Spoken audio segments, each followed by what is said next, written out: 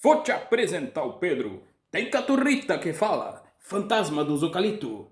Tiene também la luz mala. As abóboras com bunda. A mentira é só contá-la. A poesia do Pedro é poesia de chão. Poesia da calçada que se colhe com a mão. Estendida no varal. Rimam versos no cordão. Pedro, hoje nós vamos fazer o seguinte. Nós vamos gravar esse vídeo para responder umas perguntas aqui pra gente poder se candidatar aí pro prêmio Trajetórias Culturais. O que tu acha, Pedro? Hum, para um pouquinho. Já que nós estamos só os dois aqui, vamos tirar essa máscara, né? Aí não tem perigo de contaminação. Agora sim pode falar, tchê. Tchê, agora sim, tchê. Agora tô bem aqui. Não tava conseguindo nem respirar direito. Tchê. Então vamos lá, tchê. Como é que vamos fazer esse negócio dessas perguntas aí? Não, aí vamos fazer o seguinte. Eu tô com as perguntas aqui.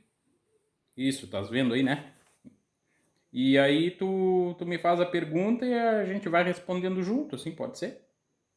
Pode ser sim, tchê. Vamos lá então. Vamos pra primeira então, tchê. Vamos pra primeira. Tá perguntando aqui qual é teu nome artístico, tchê. Eu sou Silvio Nunes, mas eu tenho um pseudônimo que eu uso que é Arteiro. E tem o Pedro Mentira, que é o meu personagem principal aí das histórias. Bom, tchê. Vamos lá pra segunda, tchê. Há quantos anos tu tá atuando nessa tua trajetória cultural, tchê?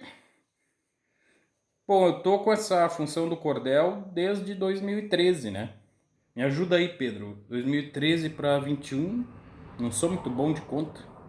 Tchê, aí dá 8 anos, tchê. Pá, que monte de tempo.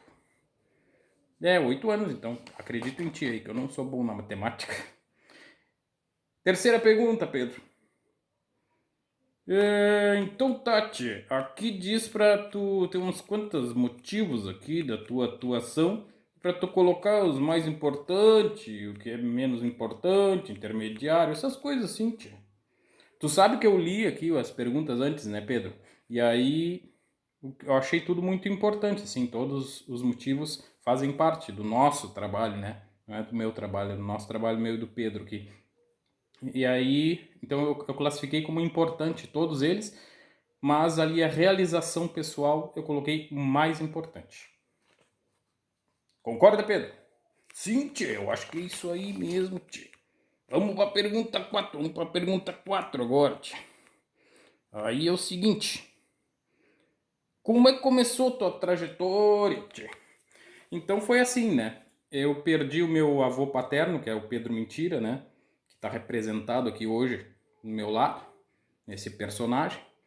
Perdi ele quando eu tinha 6 anos de idade, muito novinho, tem pouca lembrança do meu avô, mas eu cresci ouvindo as histórias que os familiares, as pessoas lá da minha comunidade contavam que o Pedro saía pela cidade, nos galpões, enfim, na casa das pessoas, nos finais de semana, e ele era um grande contador de histórias, inventava muitas histórias, né? E as histórias dele ficaram assim no imaginário da comunidade.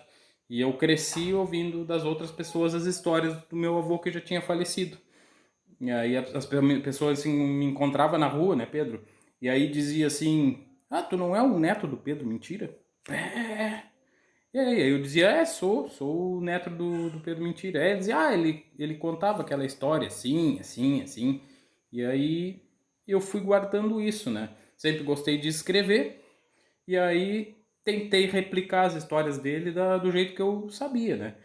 Que era fazer em versos, assim, tentei fazer algumas poesias, me arrisquei também em alguns textos, assim, tentar fazer contos, né? Mas aí nada deu certo, assim, não ficava o que eu imaginava que seria o meu avô, né? E aí que eu encontrei uma professora na universidade, onde eu estudei, onde atualmente eu trabalho também, que é a Unipampa aqui, Rio Grande do Sul. E o que que acontece? Aí essa professora estudava o Nordeste e ela me disse assim: "Por que que tu não tenta o cordel, né?" Eu nem sabia direito o que que era esse tipo de literatura.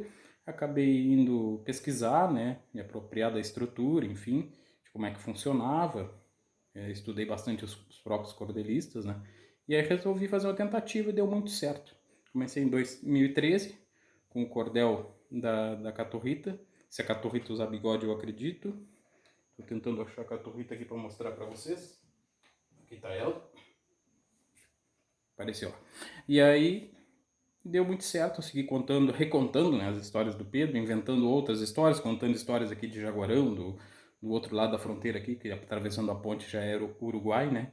Contando histórias do Uruguai, contando histórias pessoais minhas. Então, por isso que eu digo que é o motivo que me move é muito mais de realização pessoal, porque o que me dá de retorno nesse trabalho é a lembrança viva do meu avô, porque eu sinto que quando eu escrevo e quando eu conto essas histórias para as outras pessoas, eu mantenho essa habilidade que o meu avô tinha, mantenho esse personagem que ele era, né? E que ficou no imaginário do povo vivo, porque o meu avô não escreveu nada, né? Então, às vezes essas histórias se perdem com o tempo. Tendo esse registro, eu acredito que a gente consiga, eu sempre que eu digo, né? O meu grande sonho que eu tenho, acho que conseguido concretizar um pouco, é imortalizar o meu avô em folheto de cordel. Vamos lá, Pedro. Aqui tá perguntando, tia, por que tua trajetória cultural é importante para a comunidade? Bom, eu sempre levo nos meus textos histórias que são locais, né? E as histórias do meu avô têm muito a ver com esse espaço aqui onde a gente vive, né? Então, os animais, as histórias dos rios, das reuniões, das práticas dos tradicionalistas aqui, dos gaúchos e tal, está muito presente nas histórias. Eu acho que manter viva essa tradição, assim, não é esse movimento tradicionalista mais formal gaúcho, né? Mas aquela tradição das pessoas conversarem, de algumas práticas, do chimarrão, enfim, o cavalo, né? Essa relação com os animais, com o cachorro, com a caturrita, com o jacaré que está ali em cima ali também que está na história, né? Então eu acho que manter viva essa lembrança dos nossos avós, assim, na realidade é manter viva uma própria tradição, né? Que é muito daqui do local, tem muito a ver com a comunidade. E quando eu apresento meus trabalhos eu tenho esse retorno, assim, né? Principalmente das pessoas de mais idade, assim, que dizem, eu me lembro quando contavam essas histórias e tal. E isso é importante, né, a gente replicar isso para as crianças, que a gente tem feito também, né, para manter viva essa tradição. Acho que isso é uma das coisas importantes. Tio, que tá perguntando também, Tico, se tu trata do preconceito em tuas atividades.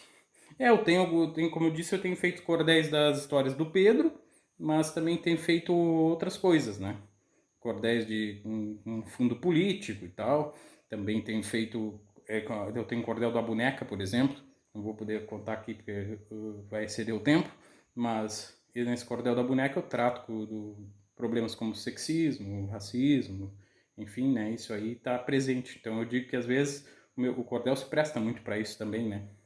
Que eu digo que ele tá, em alguns momentos ele vira uma espécie de uma crônica, assim, né? Mais tratando de coisas do presente, embora a gente tenha recontado as histórias do Pedro, que é lá do passado, a gente tem trazido para os textos também essa pegada mais do que está acontecendo hoje, né? A gente tem cordel da pandemia, por exemplo, né? 2 cordéis da pandemia, então mais ou menos a gente tem tratado desses temas, assim, né? E entre eles, com certeza, está presente essa questão do preconceito. Vamos lá, Pedro. Tio, você atua com os outros parceiros, assim, da cultura, assim, outras pessoas?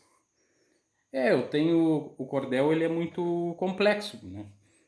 Não é só o texto. Eu escrevo o texto, né? E tenho feito música também, e apresentação teatral, enfim, né? Recitação. Então a gente faz esse tipo de trabalho. Então para isso a gente precisa de apoio, que eu não consigo dar conta de fazer tudo isso junto. Tem a arte das capas dos folhetos, que eu não faço, né? Então tenho parceiros que me ajudam nesse trabalho. Tenho 2 professoras que me ajudam com a questão da arte. Eu tenho um professor de música que me ajuda a fazer os cordéis virarem canção, né? Me ajuda também com os instrumentos, que eu não sou músico, mas a gente usa, o violão tá ali atrás, né? E a gente usa porque o cordel se presta muito para isso, né? Eu digo que a música tá no cordel já está quase pronta. Então tem alguns parceiros, sim. Tio, tu exerce outra atividade profissional? Na realidade eu não vivo desse meu trabalho artístico, né? Eu vendo os folhetos. produzo os folhetos de cordel e vendo eles, né? Essa é uma renda, um retorno financeiro que essa arte me traz. Mas eu, paralelo a isso, eu sou funcionário público. Vamos lá, Pedro. Número 5. Tchê, aqui tá perguntando a quantidade de ações desenvolvidas. Tchê, Pedro, não anotou isso, né?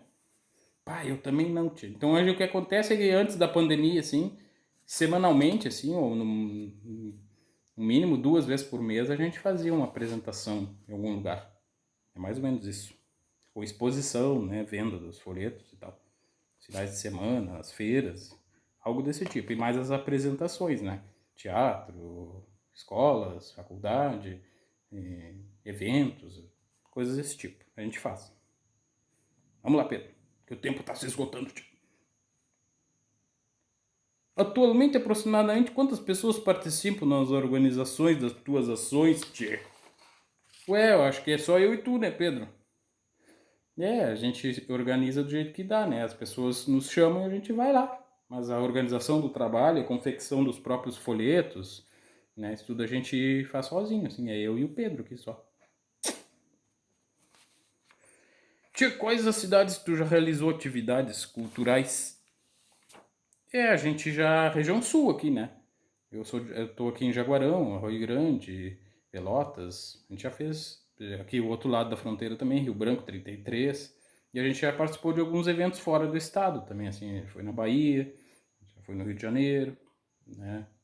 E os folhetos estão espalhados por todo canto, né? Porque a gente comercializa eles pela internet. Então, por exemplo, só para dar um exemplo, tem folheto do Pedro Mentira aqui, lá na Itália, por exemplo.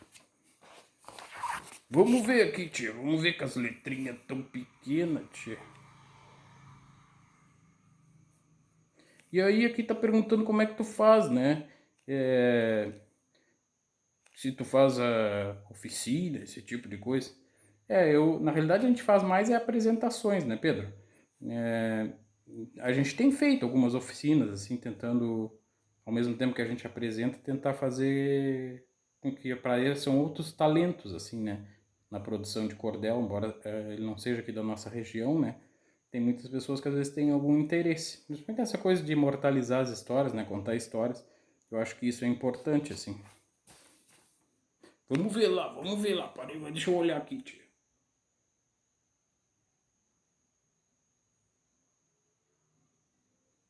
Aqui tá perguntando também das tuas formas de atuação, tio. Forma de atuação. E o público, como é que o público se comporta aí contigo? A gente faz as apresentações, né? E só que, claro, as nossas apresentações procuram interação com o público, assim. A gente sempre procura às vezes a gente chama alguém no palco e tal, né, para participar junto com a gente, para ficar uma coisa mais dinâmica, né? E a gente também e a gente, né, expõe o nosso trabalho, além de presencialmente, assim, onde a gente é convidado, a gente também, e nas feiras e tal, nas praças, a gente também publiciza isso na internet, né? Esse é o veículo que a gente tem usado para esse tipo de coisa. Tu já publicou alguma coisa assim? Já apareceste no jornal, assim, na TV, tchê? Aqui no jornal local, aqui a gente já apareceu, inclusive lá do Uruguai, né? Já demos entrevistas e tal. Já saiu alguma matéria nossa no jornal também, aqui nos jornais locais. E a internet, né? E algum prêmio tu já ganhou, tchê? Não, prêmio... Tu já lembra de algum prêmio? Eu também acho que não ganhamos nada, não. Tia, e tem as pessoas, outros parceiros teu de cultura, assim, se beneficiam economicamente, assim, do teu trabalho? Como eu disse, a gente às vezes vai em locais que a gente não tá sozinho, né? Quando a gente vai nessas feiras, assim, né? Geralmente tem outras, estão comercializando outras coisas, né? Então eu vou lá e comercializo o meu cordel. Agora, eu não sei dizer para você se o fato de eu estar lá movimenta mais e talvez, quem sabe, isso potencialize a venda de outros colegas que estão ali fazendo outro tipo de, vendendo artesanato, coisa desse tipo, né? Então não sei como contabilizar isso. E aqui também está perguntando sobre o negócio do público, aqui, qual é o teu público? O meu público, assim, é geral, né? É como a gente faz atividades, às vezes, inclusive na rua, então o meu público é